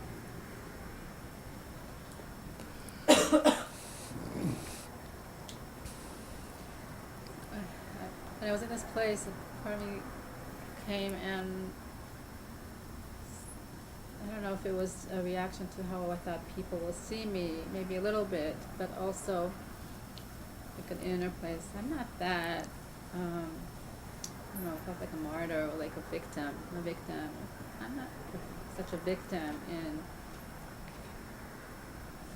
general or in relationships. So you wouldn't I don't like, feel like, right, don't you feel wouldn't I'm- like the impression that you're just a suffering. Right. Well, passive but I'm victim. feeling it. I'm saying it also to myself Yeah, that it's Yeah. maybe it's suddenly felt. I felt it in me, like, oh, I'm a victim. I don't know. So you, so you, It's like so I'm kind of almost wondering, like, what? yeah, you got to a further spot where you're looking at your reaction. You're saying, right, saying, how come I sound like that? I don't really feel like a victim or like a passive that gets run over. That's not Right. really me, and yet I sound like that. What is that? Why does it feel like that? Or where does Right. that come from? You got to a wider you. What? You got to a wider sense of yourself just now. You're saying, Yeah. oh, well, I'm not really just that Right. victimized, unfairly treated person.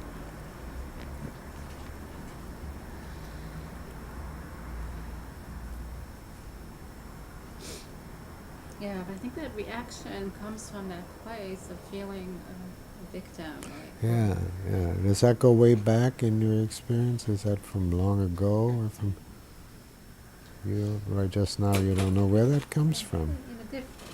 In a different way.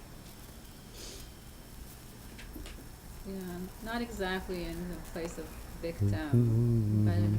maybe in a place of. It might connect, but it's not so clear that it does. Yeah. Very different. But Very you are, different dynamics. but you are. going So on. it's it could connect, but this is. But you're now very much saying, yes, that makes me feel like a victim, but that's not my general way of being.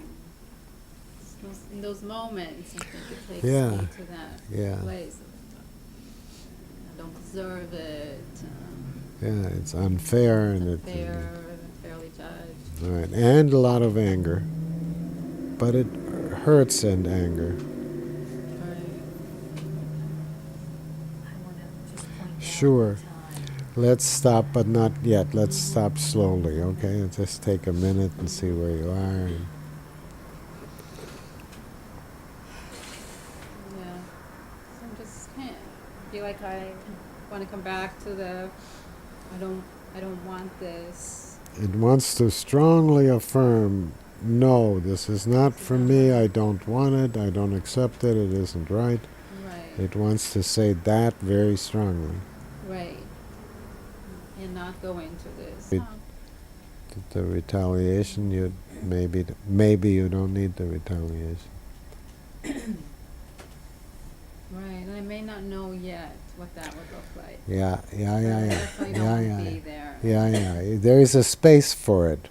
Right. There's a function, like you know what it would be like, but whether it will actually come and what it would look like, you don't know yet. Right, But maybe it's the direction. you might, yeah, right. Just have the direction. And Right, and I can come back to this. yeah. So that's a good, thank you. That's a good way to make a stop, since we have to. Good. Good, yeah. Swell. Thank you for coming, for stepping forward. Good. Help you.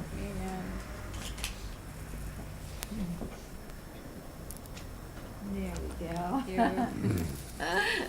You're released. Sit here for now. Yeah, you can. Sure. Put your chair. And Lynn, will you close the window? It's still open. You know, I think that it might be open from the top. Are you? I don't know, but because I'll put my jacket. Closed, but it's. It was too warm, and I took my jacket off.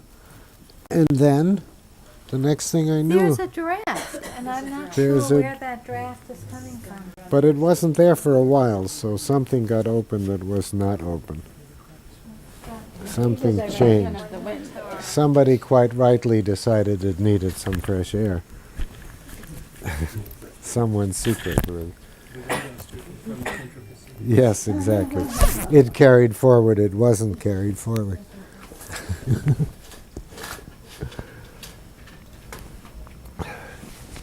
So it would be good to maybe stand up and stretch for a second or something. I like to have something different. And there's not space to make a break or something. But if we're going to talk about... No, I'm not going to... Oh, I'm hiding this thing. There it is. Now I put my jacket on.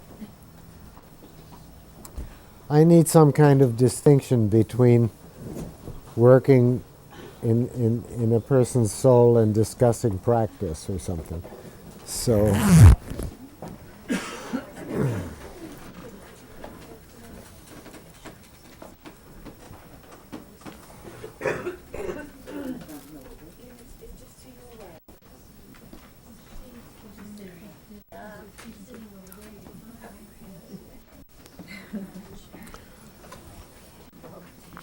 So, for those people that have to leave right on time, you might want to go toward the, toward the back. And if it's okay with you, Jean, we'll go a little bit over 6. Sure. Because. But if you have to leave, ask your question now, or Right. make your statement now, or object to what went on now. Right. All are No, welcome. I think I did something wrong. But, Are you okay with gonna- this? I'm okay, yeah. I want to be on the camera though. It's on the Yeah. Sure. And then please leave her. Yeah, that's good. So we're going to be talking about those theoretical points in relation to this experience that we all had together. What, and other points that you might want to bring up that are theoretical. Or, yes, right, or anything. Well, actually, for a few minutes, let's talk about what we just did. Yes. And then we can talk about this other topic that we don't have time for, that was, well, what else would you like a theory to explain? Which you must have, some of you brought something that was actually announced, right? Yes. But And there's a good seat that's vacant now. If anybody is uncomfortable and wants a good seat, can take this one. I think Joan is going to take a good seat. She's been. and we can always do that after 6 o'clock, especially if you brought something. So first I would just like anything that you saw that I did that was strange, or that you wouldn't have done or would have done better, Well, they illustrated one of those. points. or that illustrated Lynn's.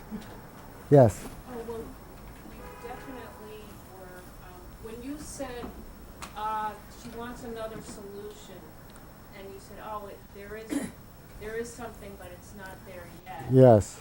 That definitely illustrated the carrying forward idea. That Yes. That, it's there, but it isn't there yet, which is Yes. different than a lot of the way a lot of people would operate. It really puts out your faith that it's there. Yes. We just don't have it yet. Yes. It's directly Right, illustrated that right. way. And I didn't want to spoil the whole hour with it, but I wanted there to be a space in which something could come.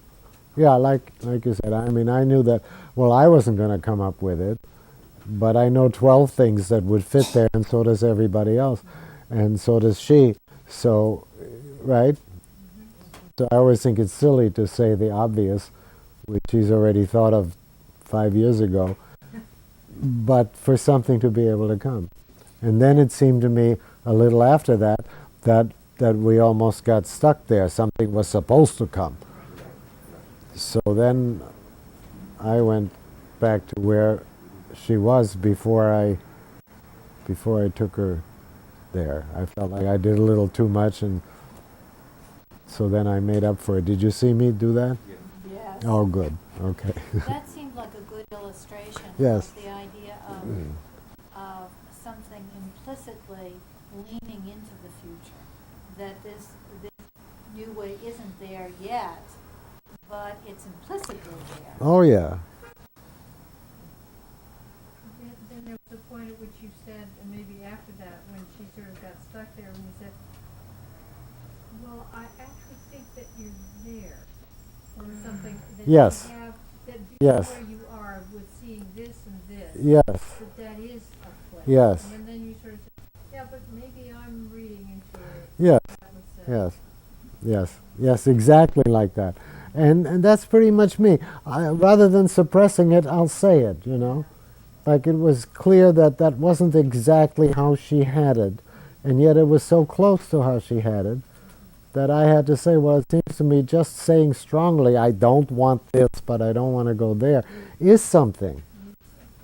And then having said it, then I wanted to fix it. Because it was clear that in that moment, at least for her, it wasn't something. So there's, oh, I see, it's just me saying that. That way it goes in there for what it's worth, and it doesn't spoil the whole hour. So if my therapist thinks I should do this or something, or explain why it doesn't work at great length. So many tapes that I heard as a training person were like that.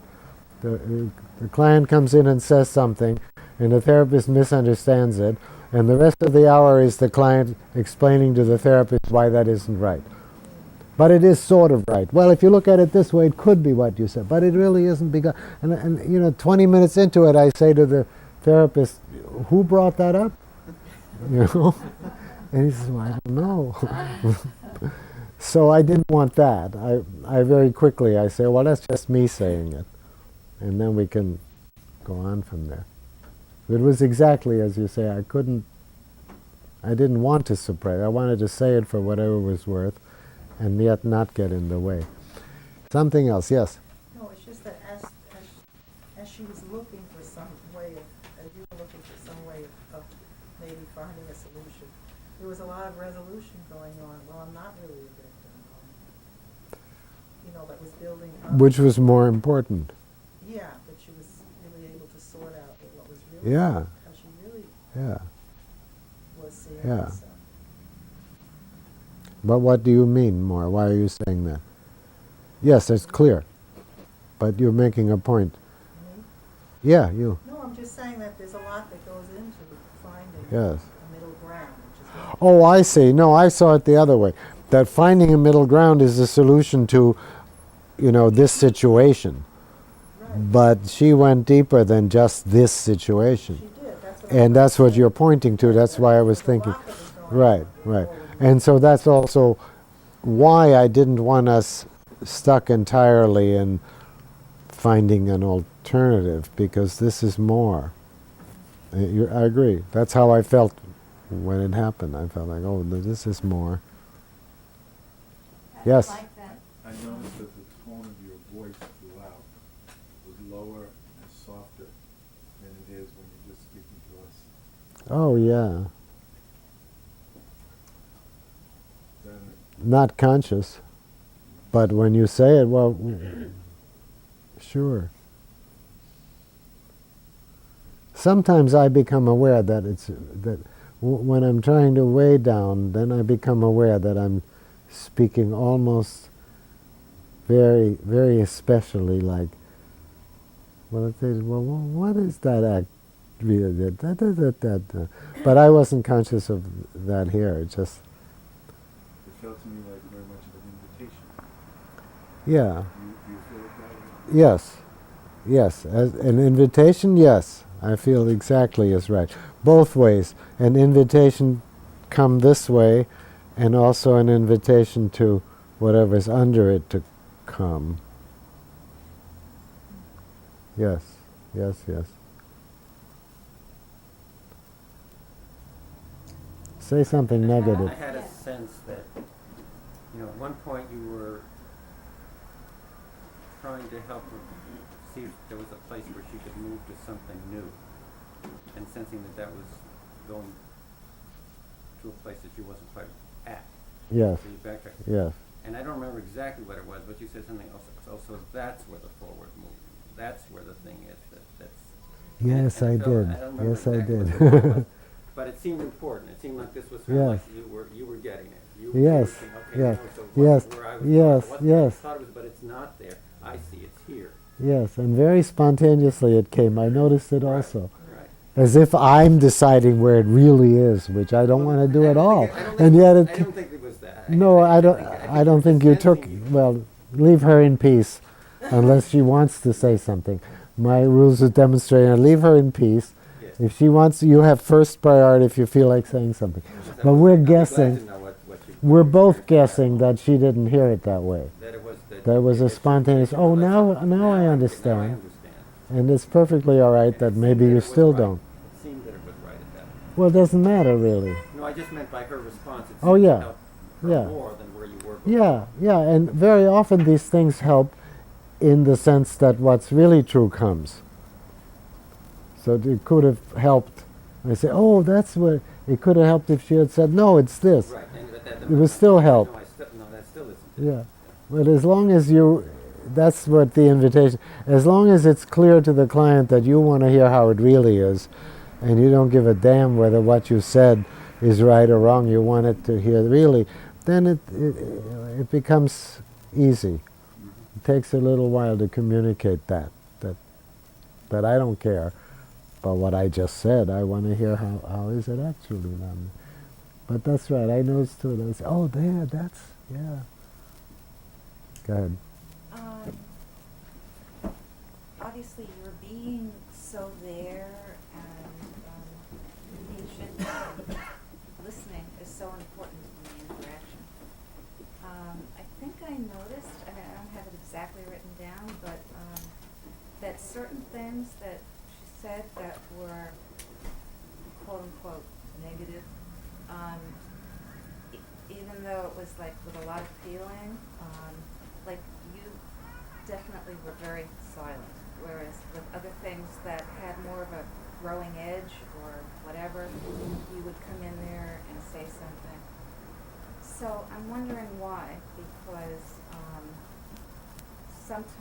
since you are so important in the interaction, wouldn't it be equally important to I think so. be there with the very negative and see what comes from that? Yes, I think so. Oh. In other words, I wouldn't like it if it were systematically true that I get very silent if somebody wants to say they're angry or they're hurt and nothing more. It's certainly true that if there's an edge of movement, then I go there.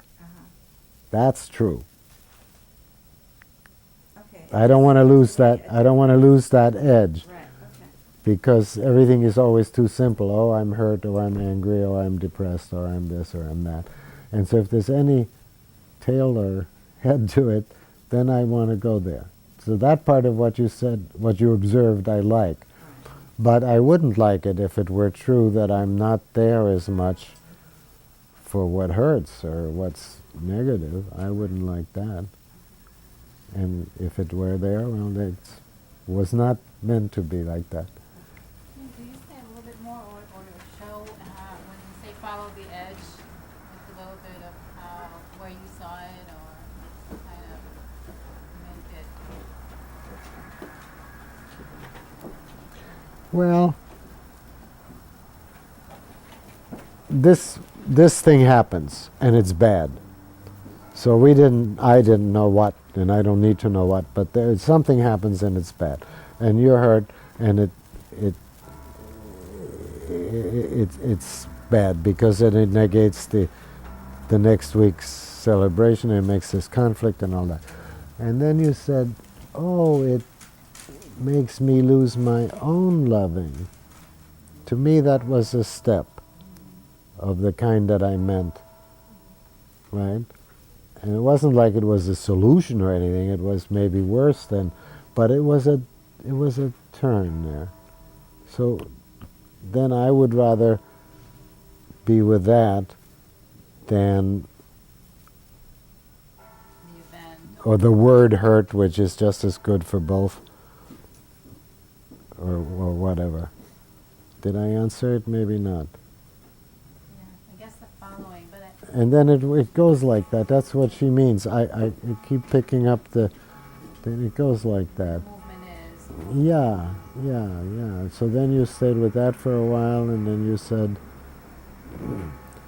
I lose my loving, and I come to this place where I'm very reactive and accusatory or whatever, retaliatory. And then I said, oh, it's not only that you lose it, it's also you don't like where it goes.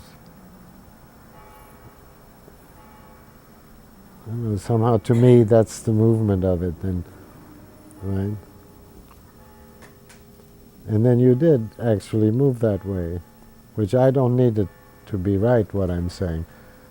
I needed to bring the next thing or something. But it was actually, you said, well, I'm actually not this way mostly. So how come it's like, and you were standing already in a further place? Did I answer it? That's what I mean. I think that she said, I think that you said, I lose my love, and then you said, Jean, you lose your own love, and there was just something of emphasis in there that helped to carry it forward. Was that? You picked up on, oh, it's my own love. It was as if you were again feeling into the implicit. But is that right? I really only intended to say back what she had said, but it's true. Yeah, it's true that. Yeah. My sense was that it was my losing my love. Yeah. But I think hearing it in that way.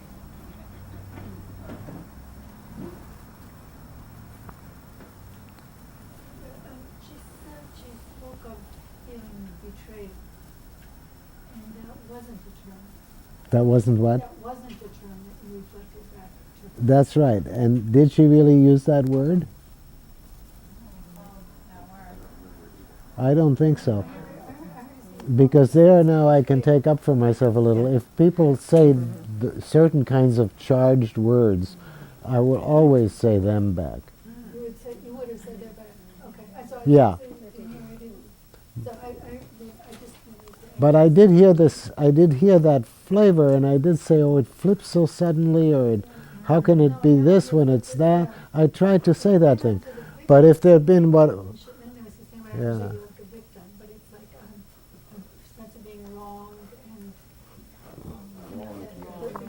Yes, yes, and we did say, and we did say that back. Oh, I remember trying to find a word, like being attacked or being punished wrongly or some unfair. But if she did say that word, then I would have liked to have said it back. You know how it is.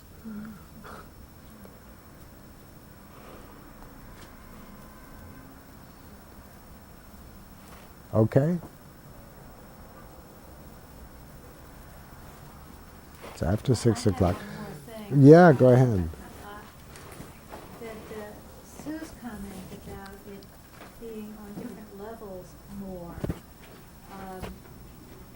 I thought we could point out that with the assumption that the person is not the content, the person is much more than the content, then therapy proceeds on a different level. The content is important because it's an expression of the person, but you are not just interested in the content, you're interested in the movement and Oh, more yeah. than the content. And that seems true at every point. Yeah, that's what we should say. It's really not just the movement, it's actually the person. It's like, wait, no, I have this sort of big thing. It's like you sat here, you were actually here. You know? And I saw you, you were there. And that's somehow very large compared to the little bitsy things that were said, which were in themselves important, of course. There's something about that. Well, I just kept hearing what you said before, that whatever happens, she is not leaving the room alone with it anymore. Yes, For sure. yes. Well, that's true too. But there's something there that I would like to be saying at the end. There's somebody there looking at me. That's a big deal. Every different person that walks in is like that. And most of them won't ever talk to me, but if somebody's actually there, somehow that's the larger frame of it all or something. So I put everything else away so that I can be there for that.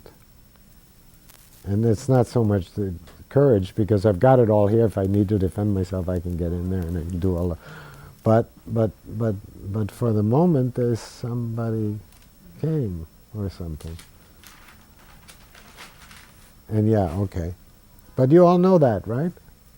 Well, I'm saying that's more important than whatever we do. Okay. Yes. Well, be reminded. Anybody can remind you. All right. So we're having a break, and then you want to still go on, or what do you want to? No, It's time to stop. It's Okay. 6:10. Okay. But why don't we just give anybody a chance to make any closing remarks, and then we're going to end. And Okay. So you can start by saying one thing that never came up was, if you go home now, what do you mumble to yourself? That's what I think would be good for closing remarks. Or you could say, best thing that came up was. Yeah. Well, we've had such good responses that I'm looking for, but none of this takes care of. The one thing that never came up is the therapist's anxiety. If a person is going to leave, still up in the air. Yeah. Right. I don't know what to do with that exactly, except I sometimes laugh because I look at my watch sometimes to see if we still have time to save the situation, and I'm aware that I look like I'm trying to get out of here, but but Microcosm of what we often feel in our inner place. yes, yes, It's the sense of yes. both wanting something to come here, and focusing has helped so much for me in those moments Yes. now that I didn't have before. So I'm stopping myself from trying to come up with the solutions, and I'm going there. Yes, let's have a space for the solution. That in this somewhere Right. here, something's gonna come. Yes, But why yes, can't that's right. I understand this. I don't know if I can say this simply, so stop me if I get lost in myself. But the relational part of this, not the focusing proper, seems to me it would allow for exactly that to be said. I'm sitting and Sure. I'm hearing how much you wish for this to shift. And I'm noticing myself wishing that I could make it happen with you right now. And wouldn't that also? Well, it's a little too much, but yes. be But I further felt than- like it was, that is what I do, only I don't, like, somehow, that's too much Which- for me, okay, for me. Which part of it would be too much for you? Oh, well, now she has to deal with the fact that this poor man is wanting to have something happen and it didn't, and Exactly. I don't want that. But I do want to honor the fact that we didn't get a solution. And had she not created that lovely ending, I would have tried to do something like that. I would have said, well, you know, there is a space for it to come. Maybe, but actually, she did it herself, that thing. But to avow that we don't have it and it's okay. And then the other thing I would need is that it's really just as or more important where she touched herself. Because we're all much too much galvanized on solving the situation and the problems, and I want us to be interested in this person who got, for the moment, oh, I'm not really like that. Where does this come from? No, it doesn't. I don't recognize where it came. And she was in herself, and not just how do I handle next week, you know. So both of those things I want. And that I care about it, yes, but that I would make a whole relational scene, I wouldn't want to. That's me. Yes, I hear that. You might feel that that was just the opportunity to work Yes, something. I feel that not from a needing to be taken care of breastfeeding therapist. No, I understood that. And I will do that when I feel that that problem is at least as or more important than what we're talking about. And that happens. That is the thing that I. That happens. Yeah, this issue interests me a great deal, and of course that's very difficult to do when you don't know the person. No, for me it's very clear. Okay. It's very clear. Now, it doesn't mean that I'm right, that I know I'm right, but it's very clear to me when I feel like there's something unresolved between us and we're pretending it's okay and we know damn well it's not. And even if it's slight, you know, like, oh, you know, with some detail about appointments or the check or anything like this, but certainly when it's central, like, you know, then I feel like, no, you can't go now because you and I are having a fight and we're not saying so yet, or you telling me now that you don't, you sent me an important message here that you don't trust me anymore and I did this thing wrong and we haven't handled that. And yeah, okay, we can stop now, but we have to say we haven't handled this or whatever. And that's a relational piece. Yeah, and it seems more important to me than the content. More important, more urgent, more immediate, more like we can't do anything with the content anyway if we're skewed like that. I had one like that just yesterday. The piece to me would be when there's something implicitly there that isn't being spoken. Isn't being spoken as In your shoes, Jean, and Right. in my shoes as the moderator, yeah. I was very aware of the time and the feeling of Oh the yeah. time pressure. And I know I might have said something. I know it as Here a we are with this time pressure. yeah, right. And we wish we had more time for Right. this to unfold. Yes, yes. Well, I have it also as the partner in the partnership thing, in the client role. I have it that I get furious at some little thing.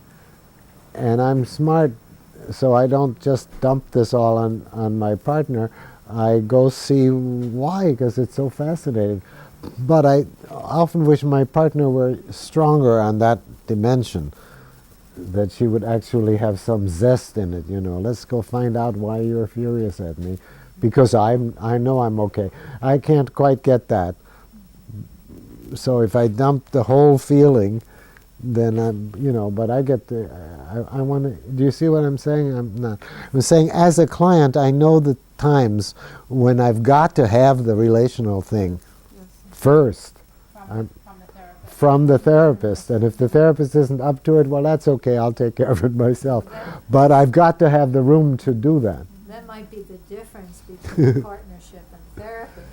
Yes. Because you're a Well, partner, you're not. well, it shouldn't be the difference. We should, as partners, we should recognize also that if your partner dumps on you with some great emotion for something that you didn't do anything major, you just, said something, that you would say back, "Oh, you're furious, that's important," or something or other, rather than, "Oh, what, I didn't say anything," or you know. We'd like that. But there's a difference because the therapist is expected to be able to do this, and the partner And we the don't. partner isn't. We don't train. But I'm just trying to answer Joan's point here that for me to make the relational take up all the space, it needs to feel like right this moment it's a vehicle for us. It's more important. And therapy has just gone relational, and if I don't go there, I'm pretending. And yet I can see a person saying, "No, therapy is always relational. Why don't we always go there?" I don't want to. But then, Lynn, you have it always relational, and you don't do that. Well, it's always relational, but maybe not always explicitly. For me, it's always relational, too. What I'm saying is I make the content be the relationship if the relational needs it. I say, "Oh, wait, now we have it between us, so we can really work on it." Sometimes I will say, "Oh, you're feeling that same way you just told me about now about me, right? That's great. We have it here. Let's work on it." And the client will say, "Well, how do we work on it?" And I'll say, "I don't know, but we have it here." Yes. If I could describe perhaps the difference between your take and Joan's take. For Joan, the time factor, the subjective felt sense of centrality. For you, you're saying there are so many things going on, and that one doesn't seem like. It wouldn't in that case. You might have been feeling it, but it Right. wouldn't have been the most. For me, it's enough that I'm interested and I recognize that we didn't find a solution, but we did make a space, that I wouldn't turn that into you, me. So then, how would you respond to Joan, who's sort of saying that from her point of view, as she's putting herself into that situation, not that it's right or wrong, but she would want to say, you said for you it's too much. Yeah. What would it be that she was proposing to do, and how would that work? How could you articulate it, how you could see? Is that addressed to Joan, or what? Do you mean for Joan to say now, or for me to say what? Yeah, then I didn't get the question. When Joan demonstrated what she might have said, Yes. you said, well, for me, that's too much. Yeah, and you want to know more? On you, I'm requesting. What too much means? I'm requesting, how could you see Joan as a separate different person having that work?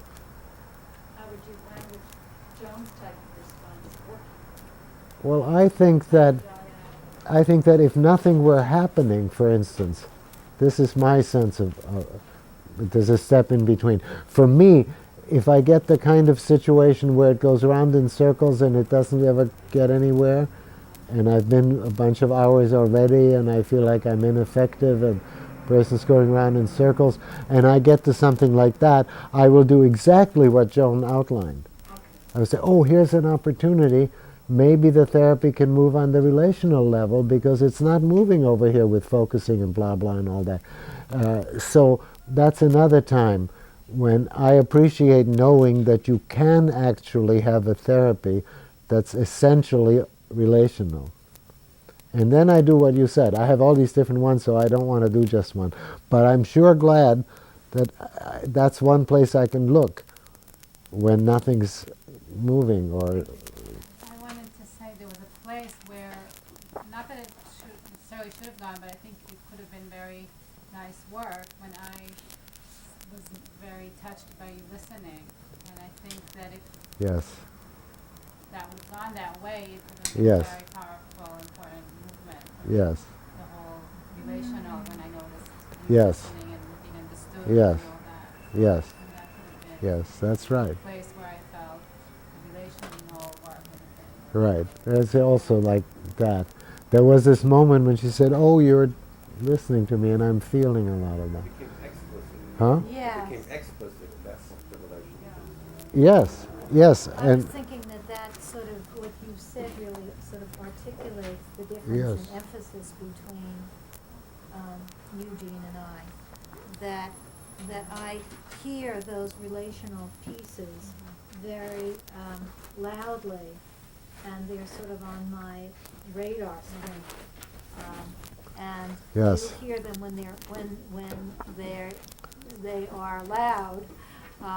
well, I heard that, and I wanted to be there for it, and I didn't want to make a thing out of it because I had no connection to any other thing.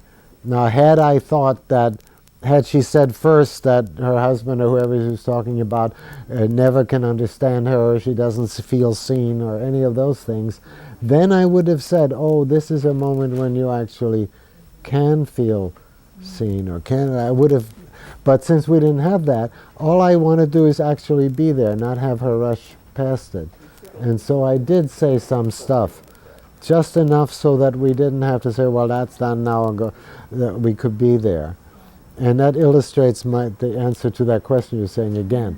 It's like I wanted to turn relational if we need it, or if it's going to help us. What Probably if I needed to, I would have stayed with that. there would But have I been didn't some have to hint find for it me, yeah. rather than that, because I think There would have been more some hint for important me, yeah, that, yeah, yeah, that, although at other Yeah. times I've been in a lot of these times yeah, of work where Yeah. that was the work. yeah. And also when she first sat down, it was also for me to say, oh, it was a step for you to come or something, and you feel a little pleased with yourself, yeah. Ruth has been trying to Say. something for a long time. Thank you. I was just really struck by something that you said, which I hadn't heard before, which was when you said something about her being interested in herself, Yes. and that mattered when you saw that she was beginning to express some interest. Well, I meant only to say that I would like that to happen, and also that I'm interested. So I felt like that was a deeper level than how do I handle this so I don't handle it this way. Yes, and so suddenly it felt to me like, oh, that in and of itself is a movement forward. I thought, And that, yeah. yes, well, I'm even wondering if it's a larger, like, is that something as a cue, almost, when people are expressing another level of interest in something? Is that sort of a cue of, oh, something is emerging, or I is feel a that way. therapeutic, quote, Yeah. step, I feel it. and that your interest is in some way part of then the client's increased interest. Well, this is probably always true, but without getting into my interest, her interest, I just feel that, I'll say it the other way, I have lived too much in terms of handling situations. Right. And I had a big fight with my own dreams because I thought I discovered that my dreams are only interested in my own development. They don't help me with the situation, and I'm angry about that on some funny corner. This is the opposite point I'm trying to make. It's like, look, this is an urgent situation, and I want, so with another person, I'm neutral on that. It's like I want to recognize that it's urgent, right?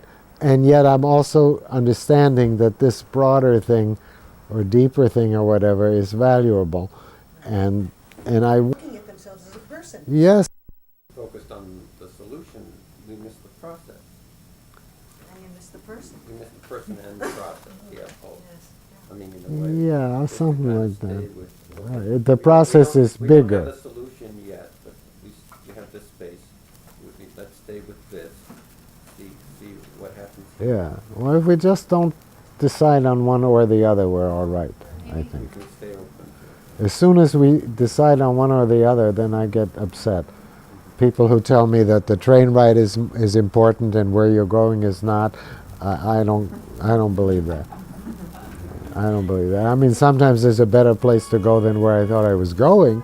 That's okay with me, you know. It really is time for us to Stop, stop. stop, stop. If there's anything urgent, please feel free to come and say, thank you all very, very much. Thank you very for much. coming. Thank you.